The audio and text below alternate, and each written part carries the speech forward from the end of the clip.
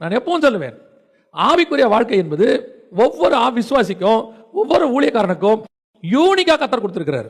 எல்லா விசுவாசி மாதிரி நீங்களும் இருக்கிறதுக்கு ஆண்டவர் உங்களை கூப்பிடவே இல்லை. உங்களது எல்லாமே வித்தியாசம். உங்க முகம் வித்தியாசம், உங்க குரல் வித்தியாசம், நான் சொல்ல புரியுதா, உங்க கைரேகை வித்தியாசம், எல்லாமே வித்தியாசம். அப்போ உங்க ஆவிக்குரிய வாழ்க்கையும் எப்படிதான் இருக்கும்? வித்தியாசமா தான் இருக்கும். அதைத்தான் ஆண்டவர்கிட்ட கேட்டு வாங்கணும். எனக்கு என்ன வச்சிருக்கீங்க, என் லைஃப் என்ன, என்னுடைய பிளான் என்ன?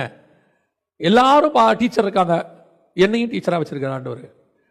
எல்லாரும் தீர்க்கதரிசி, நானும் ஒரு தீர்க்கதரிசி. இப்படி இல்லை, எல்லா தீர்க்கதரிசி இருப்பாங்க, எலியா தனியா நிற்பான். அவனும் தீர்க்கதரிசி தான், ஆனா இவங்கள மாதிரி அவன் இல்லை.